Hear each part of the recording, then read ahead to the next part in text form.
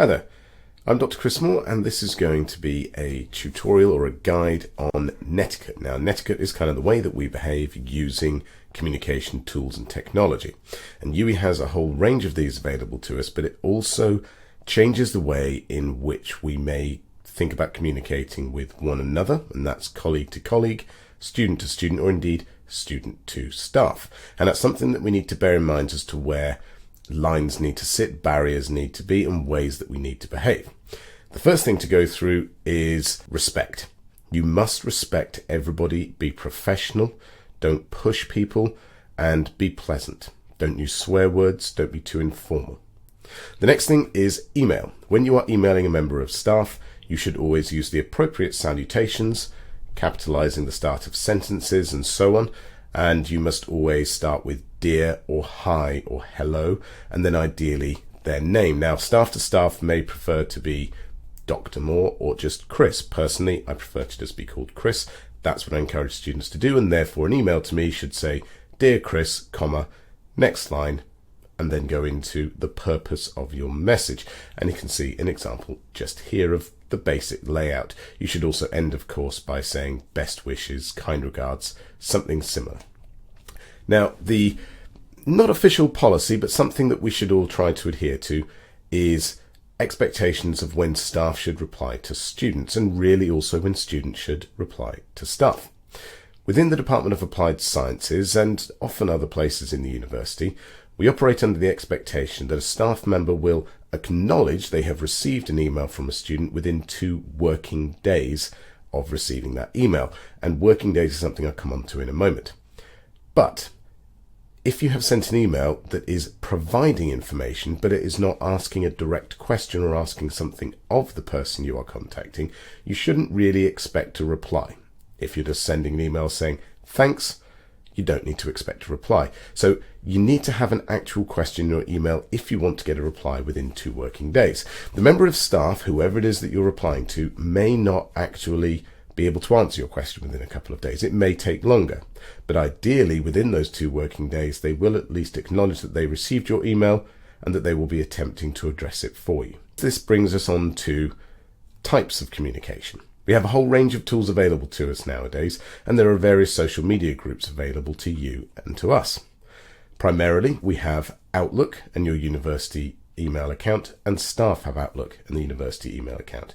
We also have Blackboard as the virtual learning environment, and now a little bit more, we have Microsoft Teams. Now, Microsoft Teams is a fantastic online collaborative community. It has particular functions, but within it, it has a range of communication tools.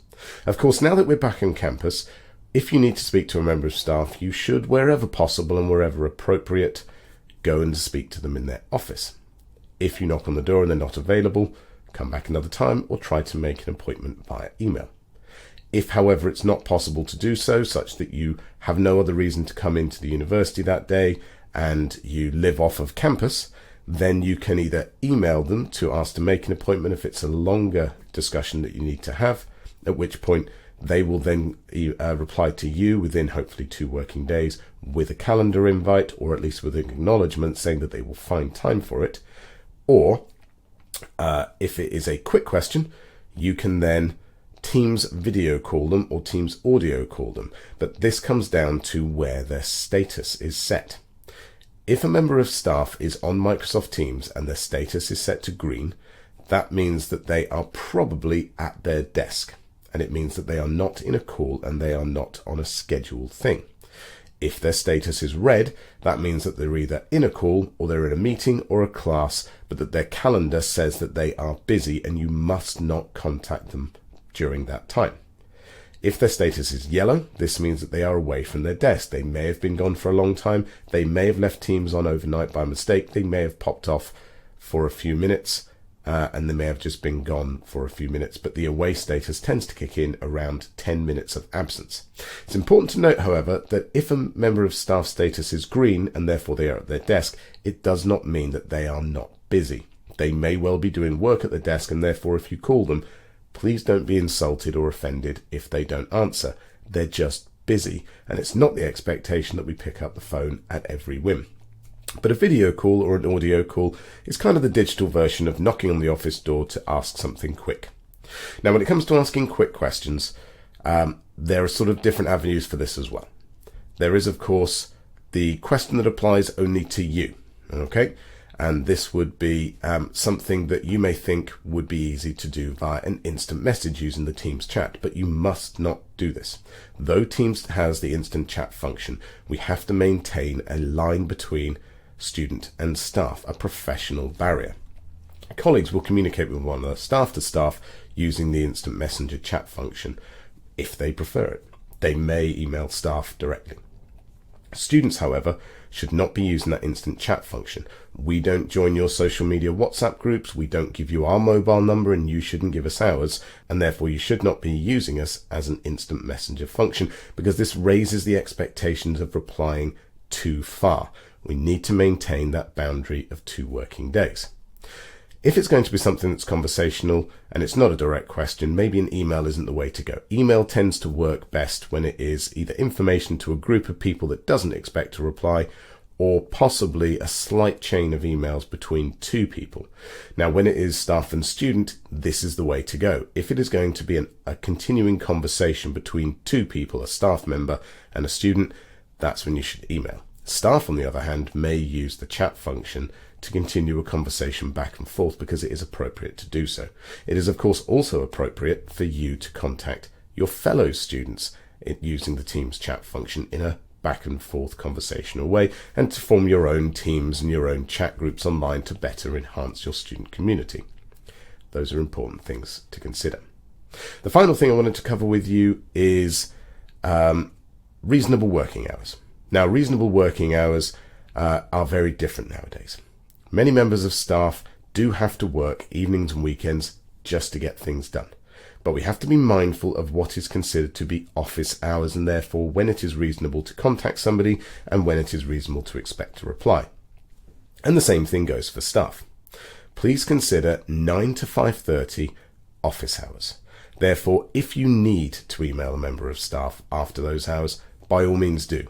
But do not ever expect a member of staff to reply in out of hours time, and of course out of hours time does not count as working days. If you email me on a Friday evening, I won't read that email until sometime on Monday, and the 2 working days starts from that Monday at 9 a.m. It does not start on the weekend because those are not working hours. Same thing goes for any evening of the week. So we have to be mindful of this. There may well be staff working in evenings and weekends. That's their personal choice. It might be their personal choice to come into campus to do their teaching, but then to go home and then do the bulk of their desk work, as it were, in the evenings and in the weekends, because that's what it takes and that's what fits in. But in order to have consistency of communication across staff and students, we need to maintain that idea that we're all working, that we're all present and contactable between 9 and 5:30, just so that we don't have pockets of unreasonable contact happening. Now, the same thing applies to staff, where staff should not be sending emails to students and they should not be sending emails to staff during evenings or weekends. They may argue that that's the time that they work, and you may indeed argue that that's the time that you work best in the early hours of the mornings, Sunday afternoons. We do, however, have the delay send function in Outlook, and this is what staff and students should be using if they are going to send messages out in out of office hours times of the day. So those are multiple tools that we have available to us, an expectation of how to do things, and hopefully that gives you a sense of how we should be communicating in this much more digital age of university learning. Hope you found that useful. See you next time.